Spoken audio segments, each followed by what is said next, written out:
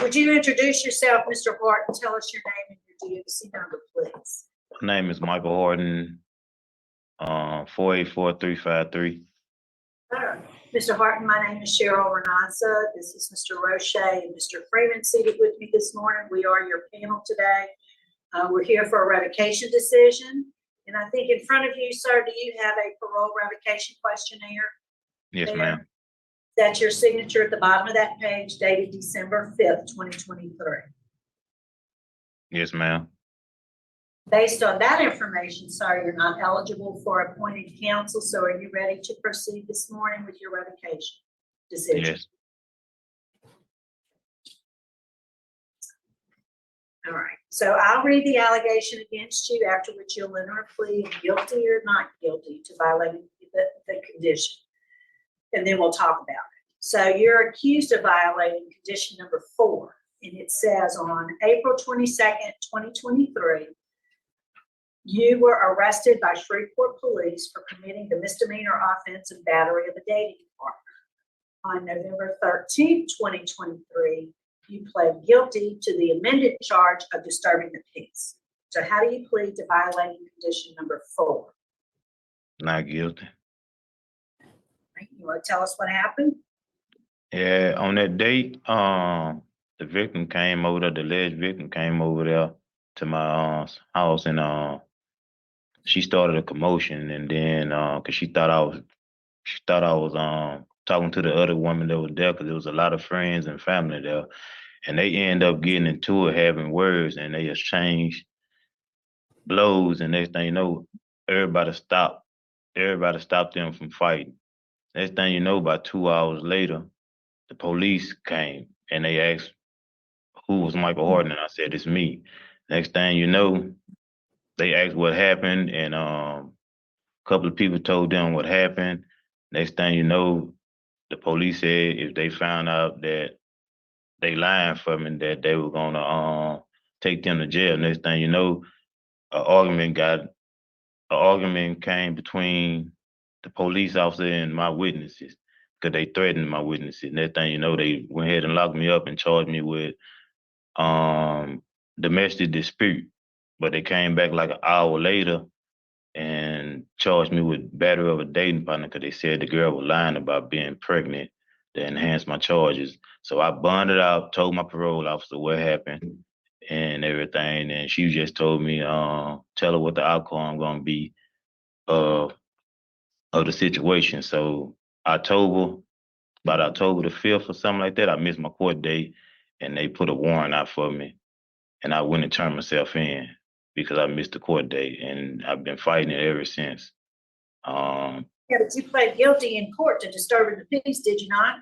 Yes, ma'am, because up under my discretion, my parole officer said my charge get dismissed, or they drop it down to a lower charge that she'll lift the hold, but ain't none of that right there proceeded. So I copped out to the charges just so that I can come home.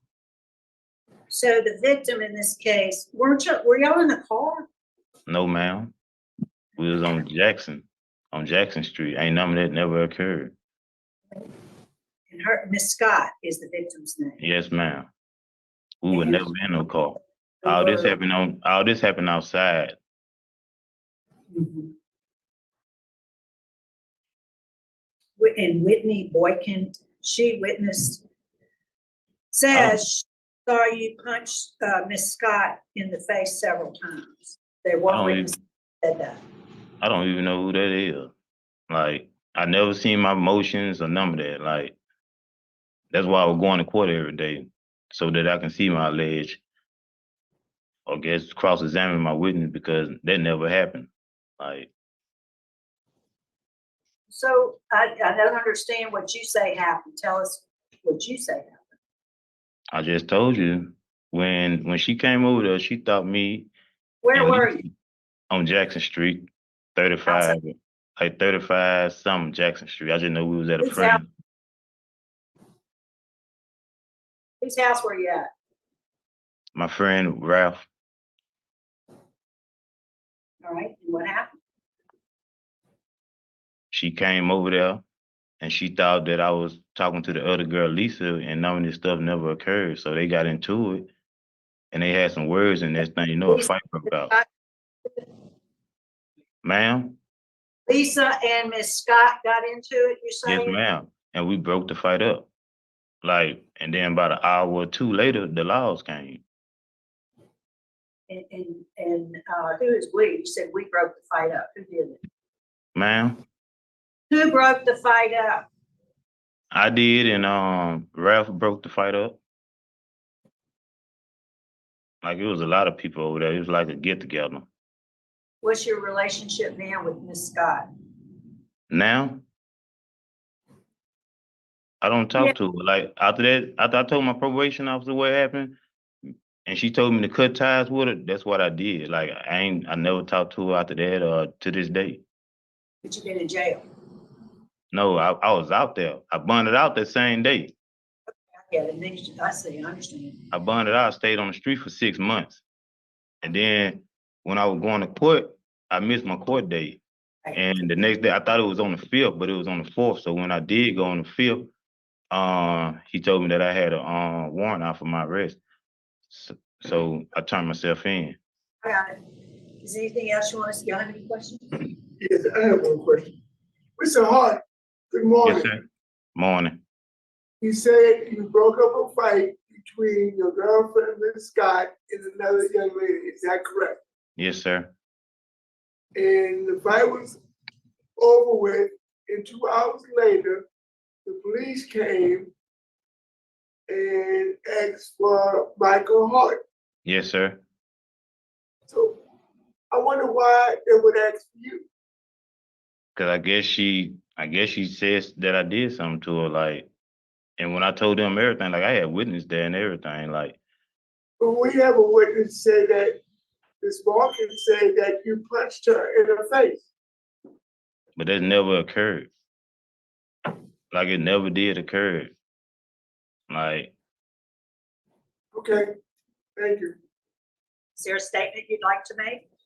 Like that's why, like not too long ago, like her brothers and her other sister even put a bubble on the just so that, cause they ain't know that I was in jail all this time. They thought I just left or whatever, and they wrote a statement for me and everything. My sister posted something to you. Like I never did none of that stuff. Like I never, that never occurred. Like that's why I was going to court to fight these charges. But then you pled guilty to disturbing the peace. Yes, because I got stuff like I got jobs out there, I got kids out there. Like, come on, like I even right. told my lawyer. Commander, is there anything you want to add about Horton? Yes, ma'am. He was booked in and transferred here on October 13th, 2023. He had a write-up for refusal to go to his cell when told to on October 19th, 2023. And he had another write-up on October the 23rd, 2023 for refusal to go to his cell when told to. All right. Thank you, sir. Martin, want to say anything else? Man, I just had one right there because I just got out the shower. All right, Mr. Horton, I think we're ready to vote. I'll be voting first. For my vote today is going to be revoked to revoke your parole. You might, Mr. Rocha. Mr. Hart, Yes, sir. I found guilty of violating condition number 4. I can't hear nothing you saying. Parole supervision I can't hear contract. you. Can you hear me now? Yes, sir. Can you hear me now? Yes.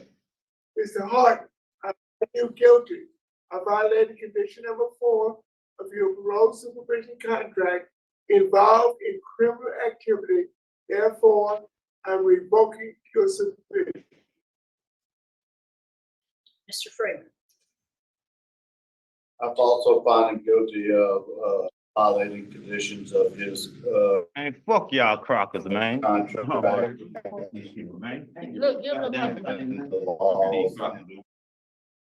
Decision.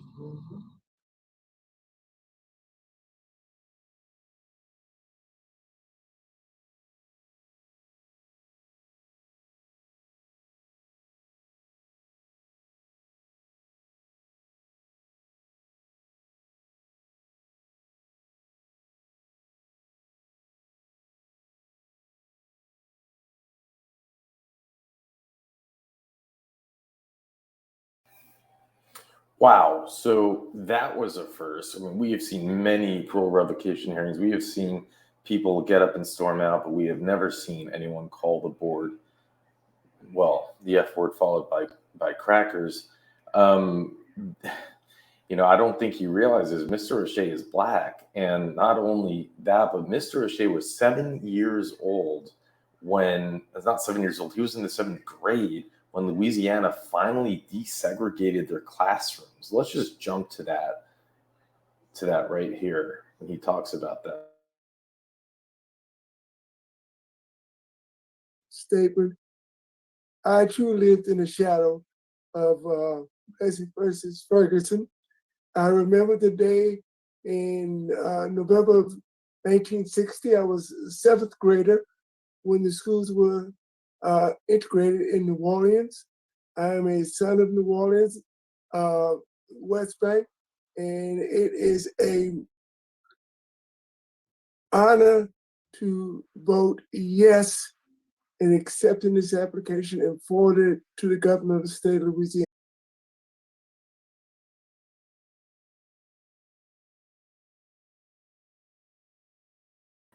I don't know. I thought I would share that with all of you. I'm traveling, but I thought that I would jump in and do this hearing because it is so. I guess it's nothing that we've ever seen before. Thank you, EDC Cards, for emailing me this while I was traveling.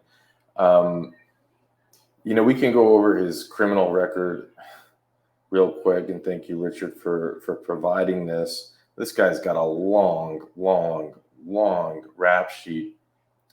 I'm going to do it vocally, looking at the notes here, but dating back all the way to, let's see, the record starts in 2004, of course, with the standard possession of marijuana, but he also has illegal carrying of a weapon. For some reason, the weapons charge wasn't so serious because he was released just a year later in 2005. And then he was, holding my laptop, it's difficult. He got unauthorized entry of an inhabited dwelling, which is probably a plea down from a home invasion. In 2006, he was released again. In 2008, he got another charge for a state fugitive charge and a scheduled charge. In 2000, he got out again just after 1 year. In 2009, he got another possession charge. It looks like he was released just a few months later when he got relocked back up. A few months after that for another possession charge. It's basically every year he got released again just a year later to then get locked back up. Now you can see the crime's getting more severe. This time it seems that he was able to stay out for 4 years, but he got locked back up for attempted armed robbery, kidnapping, flight from an officer.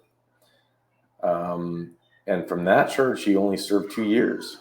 He was released. And then he was rearrested for contempt of court, being an in-state fugitive. And then we have, it looks like, this charge. So he had finally gotten some prison time, and then he had spent 94 days in jail until now. And he got write-ups in jail. We don't often see write-ups. He was doomed from the start, really. But, I wonder what the jail is going to do, if he's going to get more write-ups for that. I'm sure he will. And it's just, maybe you could have believed his story up until that point, in my opinion. I don't know how you felt. You never know with these cases. We do oftentimes see where a woman does lie to get someone locked up. But frankly, after seeing the attitude with the parole board, I just don't believe that story. But I thought I would get this out to you. And with that, I'll let you go.